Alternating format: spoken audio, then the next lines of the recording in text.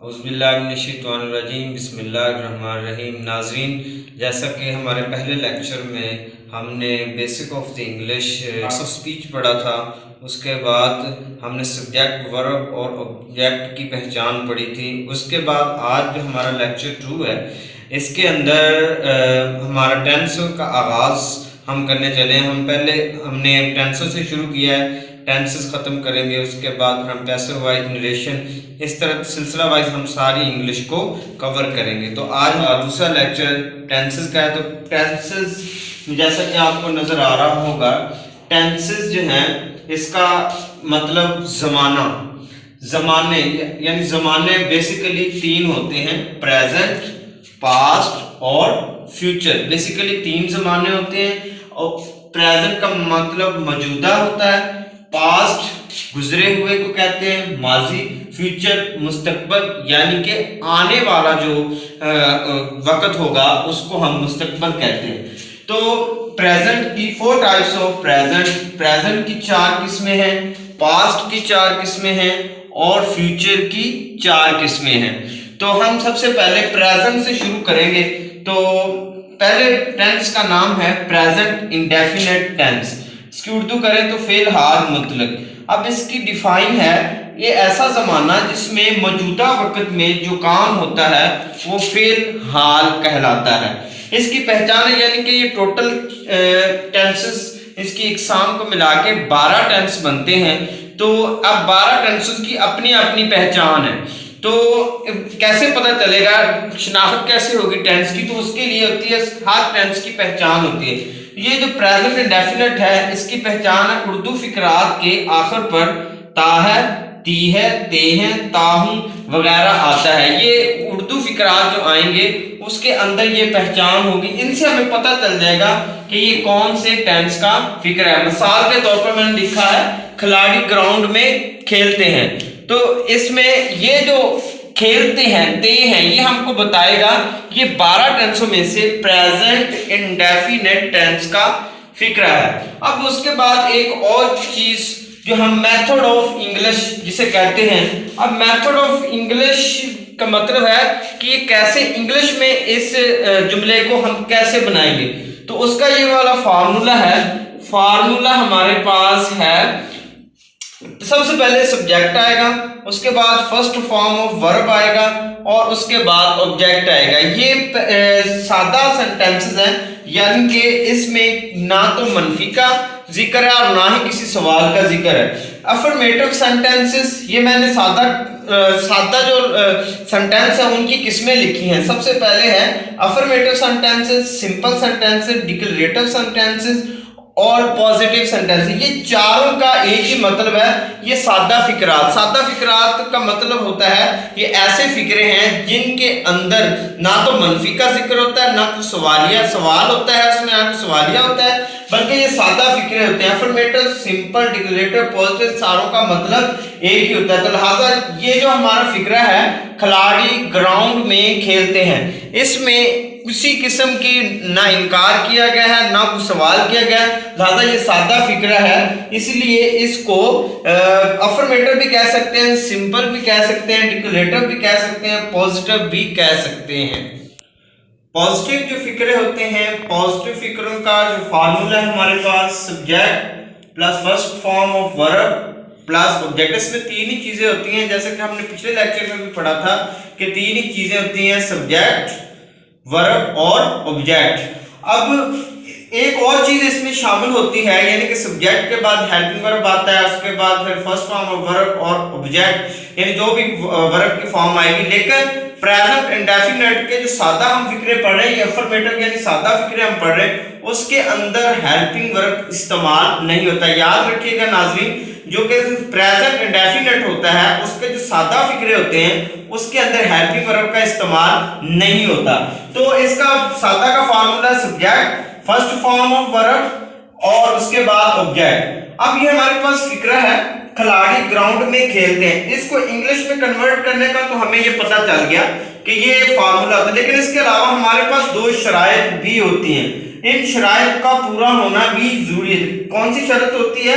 अगर फिक्रे के शुरू में ही आ जाए, शी आ जाए, इट आ जाए या कोई भी वाहिद नाम आ जाए, तो उस फिक्रे का जो वर्ब होगा, अगर आपको वर्ब आइडेंटिफाई करना आ गया है तो उसका जो वर्ब होगा उसके साथ एस या ई एस का इजाफा होगा। ये पहली शर्त आपके ज़हन में होनी चाहिए। दूसरी शर्त क्या है, अगर फिक्रे के शुरू में आई आ गया, वी आ गया, यू आ गया, दे या जमा का कोई फिक्रा आ गया, यानी उस फिक्रे के अंदर जमा का जिक्र है, जमा का सीगा है, तो उसके वर्ब के साथ एस या ई एस का इजाफा नहीं होगा।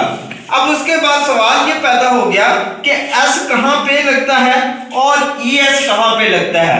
तो वर्ब का जो फिक्रा है, ये देखिए हमने इसको बनाया खिलाड़ी ग्राउंड में खेलते हैं, तो ये जो खिलाड़ी है ये काम कर रहे हैं, तो ये हमारा सब्जेक्ट हो गया। खिलाड़ी यानी कि प्लेयर्स, ये हमारा सब्जेक्ट हो गया। उसके बाद ग्राउंड में खेलते हैं, हमारा सब्जेक्ट लग गया। उसके बाद फर्स्ट फॉर्म ऑफ वर्ब, इसमें जो वर्ब है वो है खेलना, खेलना एक काम हो रहा है, तो ये क्या हो गया वर्ब। उसमें वर्ब के हमने फॉर्म लगाई प्ले, वर्ब इंग्लिश प्ले। तीसरी चीज हमारी ग्राउंड, यानी कि ये किस पे खेल रहे हैं, ग्राउंड पे खेल रहे हैं, तो ग्राउंड पे काम हो रहा है, तो ये हमारा ऑब्जेक्ट हो गया। तो तीसरी चीज हमने इसकी ऑब्जेक्ट लगा दी इन दी ग्राउंड, यानी कि इस फार्मूले के मुताबिक हमने इसको तकनीक दे दिया। लेकिन उसके बाद हमने देखना है कि इसका ये वाला जो लफ्ज है, यानी कि ये है वर्ब, तो यही हमें वो कह रहा है कि वर्ब के ये जो वर्ब है हमारा, उस वर्ब के अंदर एस या ई एस का इजाफा होगा या नहीं। तो हमने शर्त पढ़ी थी, अगर फिक्रा के शुरू में आई, हुई, यू, दे या जमा का फिक्रा आ जाए तो उसके साथ वर्ब एस या ई एस का इजाफा नहीं होगा। अब ये प्लेयर्स यानी एक से ज्यादा प्लेयर्स हैं, यानी ये जमा का फिक्रा है, तो इसका जो ये जो वर्ब है उसमें ना एस ना ई एस का इजाफा नहीं होगा, तो ये फिक्रा मुकम्मल हो गया। उसके बाद अगला फिक्रा हमने लिखा माहीगीर मछलियां पकड़ता है, तो माहीगीर ये हमारा सब्जेक्ट हो गया। हमने सबसे पहले सब्जेक्ट लगाया है इस फार्मूले को देख के, तो ये हमारा हो गया सब्जेक्ट। उसके बाद फर्स्ट फॉर्म ऑफ वर्ब, यहाँ पे वर्ब है पकड़ना, पकड़ना जो है ये हमारा वर्ब है, यानी को काम कर रहा है, पकड़ने वाला काम ये वर्ब है। क्या पकड़ रहा है, मछलियां पकड़ रहा है, तो मछलियों पे काम हो रहा है, ये हमारा ऑब्जेक्ट होगा। तो सबसे पहले हमने सब्जेक्ट माहीगीर, उसकी इंग्लिश फिशरमैन, उसके बाद हमने क्या लिखा, उसका वर्ब लिखा। वर्ब क्या है इसका, पकड़ना, पकड़ने की इंग्लिश होती है कैच। क्या पकड़ रहा है, मछलियां, ये आपका ऑब्जेक्ट लिख दिया फिशेस। अब ये हमारी तीनों चीजें आ गई, ये हमारा सब्जेक्ट हो गया, ये हमारा वर्ब हो गया और ये हमारा ऑब्जेक्ट हो गया। अब देखें कि इसमें कौन सी शर्त अप्लाई हो रही है। शुरू के अंदर फिशरमैन, माहीगीर मछलियां पकड़ता है, इसका मतलब है ये जो माहीगीर काम करने वाला वो वाहिद है। तो हमने देखा अगर फिक्रे के शुरू में ही, शी, इट या कोई वाहिद नाम आ जाए तो उसके वर्ब के साथ एस या ई एस का इजाफा होगा।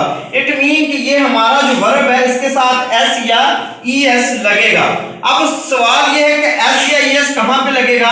अब ये देखिए ये जो वर्ब है इसका आखिरी लफ्ज, वर्ब का आखिरी लफ्ज ओ आ जाए, वर्ब का आखिरी लफ्ज एस आ जाए, वर्ब का आखिरी लफ्ज सी एच आ जाए, वर्ब का आखिरी लफ्ज एस एच आ जाए या वर्ब का आखिरी लफ्ज एक्स आ जाए। ये टोटल 5 अल्फाज हैं, इनमें से कोई भी आखिरी लफ्ज आ जाए तो उसके वर्ब के साथ ई एस का इजाफा होगा। तो ये इसका आखिरी वर्ब जो है, आखिरी लफ्ज है वो सी एच है, तो लिहाजा इसके साथ हम इसका ई एस का इजाफा कर देंगे। तो क्या बन गया, फिशरमैन कैचेस दी फिशेस। इस तरह ये दोनों जो हमने फिक्रे लिखे हैं इनमें दोनों शराइत पूरी होती हैं। तो ये हमारे सादा सेंटेंस थे, तो सादा सेंटेंस की ये दो शराइत का आपको याद होना जरूरी है। अगर आप इन शराइत को मिस कर जाएंगे तो आप अपना फिक्रा बनाने में गलती कर सकते हैं। अफर्मेटिव सेंटेंसेस के बाद है मनफी फिक्रात। मनफी फिक्रात की तारीफ है ऐसे फिक्रात जिनमें इनकार किया जाए, वो मनफी फिक्रात कहलाते हैं। यानी कि इनकी पहचान है फिक्रात की कि जिन फिक्रों में कोई इनकार किया जाए वो मनफी फिक्रात होते हैं। तो इसका फार्मूला हमारे पास, मनफी फिक्रात का अलग फार्मूला होता है। सबसे पहले सब्जेक्ट लगेगा, इसमें एक नई चीज का इजाफा हो गया जो कि सादा सेंटेंसेस में नहीं था। हेल्पिंग वर्ब लगेगा और नई चीज का इजाफा हुआ है कि नॉट हेल्पिंग वर्ब के बाद नॉट आना है, फिर फर्स्ट फॉर्म ऑफ वर्ब और एंड पर ऑब्जेक्ट आ जाएगा। यानी 1 2 3 4 और 5 चीजें तरतीब के साथ मिलकर मनफी फिक्रात को पूरा करती हैं। हेल्पिंग वर्ब हमारे इसमें इस्तेमाल होते हैं डू और डज। अब डू और डज जो हैं यानी कि 2 हेल्पिंग वर्ब हैं और इनमें से कोई एक हेल्पिंग वर्ब इस्तेमाल हुआ करेगा एक सेंटेंस के अंदर। हमें कैसे पता चलेगा कि डू इस्तेमाल होगा या डज एक फिक्रे के अंदर? तो उसके लिए पहचान ये है कि फिक्रे के शुरू में आई आ जाए, वी आ जाए, यू आ जाए, दे या जमा का फिक्र आ जाए तो उसके साथ हमेशा डू इस्तेमाल करते हैं। अगर फिक्रे के शुरू में ही आ जाए, शी आ जाए, इट आ जाए या वाहद नाम आ जाए, कोई वाहद चीज आ जाए, वाहद का सीगा आ जाए तो उसके साथ हमेशा डज इस्तेमाल करते हैं। मसलन हमारे ये फिक्रा है लड़कियां आंख मचोली नहीं खेलती हैं। अब ये फिक्रे को इंग्लिश में बनाने के लिए सबसे पहले सब्जेक्ट यहाँ पे कौन से खेलने वाली कौन है? लड़कियां, तो ये काम कर रही है, ये सब्जेक्ट आ जाएगा। तो उसके बाद क्या लगाना है? Helping verb. अब सब्जेक्ट को देख के लगाना है कि हेल्पिंग वर्ब क्या आएगा। सब्जेक्ट हमारा जमा है यानी गर्ल्स, जमा का सीगा है तो जमा के सीगे के साथ जो हमारा हेल्पिंग वर्ब है वो जमा के फिक्रे के साथ डू लगेगा। यानी कि ये जमा का फिक्रा इसके साथ डू और हेल्पिंग वर्ब के बाद नॉट, उसके बाद फर्स्ट फॉर्म ऑफ वर्ब। यहाँ पे जो फर्स्ट फॉर्म है वो यानी जो वर्ब है वो खेलना है। खेलने की English play. First form play, क्या खेल रहा है? आंख मचोली, आंख इस पे काम हो रहा है तो ये क्या हो गया? ऑब्जेक्ट। तो हाइड एंड सी यानी कि ये फिक्रा मुकम्मल हुआ। Girls do not play hide and seek. इस तरतीब के साथ आप मनफी फिक्रात को हल कर सकते हैं। उसके बाद है अली हॉकी नहीं खेलता है। अब सब्जेक्ट कौन सा है खेलने वाला? अली है तो अली सब्जेक्ट आ गया। सब्जेक्ट के बाद हमने क्या लगाना है? Helping verb. अब अली को देख यानी सब्जेक्ट को देख के आपने हेल्पिंग वर्ब लगाना है। सब्जेक्ट यहाँ पे वाहद है तो हमने पढ़ा था वाहद के साथ क्या लगाते हैं? डज। तो यहाँ पे हेल्पिंग वर्ब डज आ गया। उसके बाद नॉट, उसके बाद फर्स्ट फॉर्म ऑफ वर्ब। यहाँ पे खेलना जो है वो वर्ब है तो फर्स्ट फॉर्म प्ले, क्या खेल रहा है? हॉकी, तो हॉकी पे काम हो रहा है तो ये इसका ऑब्जेक्ट आ गया। यानी कि Ali does not play hockey. ये थे मनफी फिक्रात जिनको इस्तेमाल करने के लिए हमें हेल्पिंग वर्ब की जरूरत होती है यानी हेल्पिंग वर्ब इन मनफी फिक्रात में इस्तेमाल होता है। उसके बाद इंटेरोगेटिव को उर्दू में अगर हम कहें तो ये है सवालिया फिक्रात। अब इसकी तारीफ करें तो ये ऐसे फिक्रात होते हैं, ऐसे फिक्रात जिनके अंदर कोई ना कोई हम सवाल पूछते हैं तो जो कोई सवाल हम पूछते हैं वो सवालिया फिक्रा बन जाता है। तो इसका फार्मूला हमारे पास है। सबसे पहले जो हेल्पिंग वर्ब होता है ये हमेशा शुरू में आ जाता है जब हम सवालिया बनाते हैं। हेल्पिंग वर्ब, उसके बाद सब्जेक्ट, उसके बाद फर्स्ट फॉर्म ऑफ वर्ब और ऑब्जेक्ट। चेंज क्या हुई कि सब्जेक्ट और हेल्पिंग वर्ब की आपस में जगह को बदल दिया। जब हम सादा में पढ़ा था तो क्या पढ़ा था? सब्जेक्ट शुरू में था, बाकी ये हेल्पिंग वर्ब तो सादा में होता ही नहीं है, मनफी में हेल्पिंग वर्ब बाद में। तो इसमें हेल्पिंग वर्ब शुरू में, उसके बाद सब्जेक्ट, उसके बाद फर्स्ट फॉर्म ऑफ वर्ब और फिर ऑब्जेक्ट। इसकी मिसाल है क्या आदिल चाय पीता है? तो ये क्या आदिल चाय पीता है यानी कि ये कुछ सवाल पूछ रहा है तो इसके लिए हेल्पिंग वर्ब शुरू में। अब हेल्पिंग वर्ब कौन सा आएगा? इस सब्जेक्ट को देखना। सब्जेक्ट हमारा क्या है? आदिल, यानी चाय पीने वाला जो है वही सब्जेक्ट है। क्या काम करता है? पीने का काम करता है, ये वर्ब है। क्या पी रहा है? चाय पी रहा है, तो ये इसका ऑब्जेक्ट है। तो ये सब्जेक्ट को देखें, ये सब्जेक्ट है। सब्जेक्ट जो है वो सिंपल है यानी कि सब्जेक्ट वाहद है तो वाहद के साथ क्या इस्तेमाल होगा? डज। हमने पीछे पढ़ा कि वाहद के साथ डज इस्तेमाल होता है तो डज हेल्पिंग वर्ब शुरू में आ गया। उसके बाद सब्जेक्ट क्या है? आदिल। उसके बाद काम क्या करता है? पीता है। तो चाय पीने की इंग्लिश टेक होती है। टेक क्या पी रहा है? चाय पी रहा है तो चाय इसका क्या आ जाएगा? ऑब्जेक्ट। ये था सवालिया बनाने का तरीका। इस तरह एक और मिसाल है, क्या तालिब इल्म इम्तिहान देते हैं? यहाँ पे ये तालिब इल्म इम्तिहान देने वाला काम करे तो ये सब्जेक्ट है। तो क्या करते हैं? इम्तिहान देते हैं। देना की इंग्लिश ये वर्ब है तो क्या देते हैं, इम्तिहान देते हैं, तो ये ऑब्जेक्ट है। तो यहाँ पे जो सब्जेक्ट है तालिब इल्म और ये देते हैं, यानी कि तालिब इल्म जमा है तो जमा के साथ हमेशा डू आता है। उसके बाद सब्जेक्ट हमारा क्या है, स्टूडेंट्स क्या करते हैं, देते हैं। देने की इंग्लिश, इम्तिहान देने की इंग्लिश भी टेक होता है, क्या देते हैं, इम्तिहान देते हैं, तो इम्तिहान की इंग्लिश एग्जामिनेशन। तो फिक्रा बना do the student take examination. तो ये थे हमारे सवालिया फिक्रात। तो सवालिया फिक्रात का बस यही पहचान है कि इसमें हेल्पिंग वर्ब शुरू में लग जाता है और आखिर पर क्वेश्चन मार्क लाजमी लगाया जाता है। उसके बाद है डबल इंटेरोगेटिव यानी कि डबल सवालिया। डबल सवालिया से क्या मुराद है, कुछ अल्फाज हैं when, why, how, which, where, ये ऐसे अल्फाज हैं, ये जब डबल सवालिया बनाना हो तो ये फिक्रे के शुरू में आ जाते हैं। यानी कि देखिए व्हेन, व्हाई जो भी है उसके बाद इनका फार्मूला है ये कि when, why plus helping verb plus subject फिर first form of verb plus object. अब हुआ क्या कि इस हेल्पिंग वर्ब, ये बाकी तरतीब वैसी है, इससे पहले ये व्हेन और व्हाई जो भी आएगा इनमें से वो शुरू में लग जाएगा तो ये डबल सवालिया बन जाएगा। इसकी भी एक मिसाल है, तालिब इल्म इम्तिहान क्यों देते हैं, यानी हमने इसी को डबल सवालिया बना लिया, तालिब इल्म इम्तिहान क्यों देते हैं। तो क्यों की इंग्लिश क्या होती है, ये जो क्यों होता है या जो भी क्यों आए, कब आए, जो भी सवालिया लफ्ज आए उसकी इंग्लिश शुरू में करनी है, यानी वाई, उसके बाद हेल्पिंग वर्ब, तालिब इल्म ज्यादा है तो हेल्पिंग वर्ब डू, उसके बाद तालिब इल्म यानी सब्जेक्ट है स्टूडेंट्स, टेक देते हैं, ये वर्ब आ गया, क्या देते हैं, इम्तिहान एग्जामिनेशन, ये ऑब्जेक्ट आ गया। उसके बाद एक और है वो क्यों इंग्लिश बोलता है, तो यहाँ पे क्यों की इंग्लिश सबसे पहले होगी वाई, उसके बाद हेल्पिंग वर्ब, हेल्पिंग वर्ब क्या आएगा, सब्जेक्ट को देख के, सब्जेक्ट हमारा वो है यानी वो वाहद है तो उसके साथ डस, वो है यानी प्रोनाउन है, ही आ जाएगा। उसके बाद फर्स्ट फॉर्म बोलने की इंग्लिश यानी कि ये हमारा वर्ब है तो बोलने की इंग्लिश स्पीक होती है। उसके बाद क्या बोल रहा है, इंग्लिश, तो इंग्लिश आपका ऑब्जेक्ट हो गया, यानी ये फिक्रा बना why does he speak English.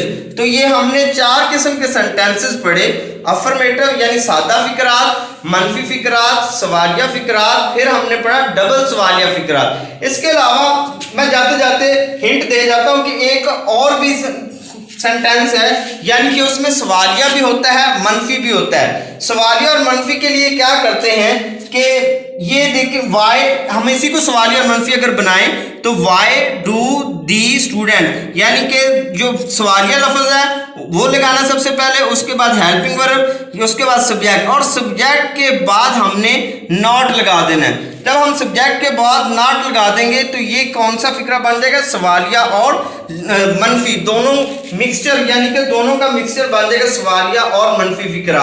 तो नाज़रीन ये था हमारा आज का दूसरा लेक्चर जिसमें हमने पूरा प्रेजेंट इंडेफिनिट टेंस जो है उसको डिस्कस किया। उम्मीद है आपको समझ आ गई होगी, आपने अच्छे तरीके से इसको समझ लिया होगा।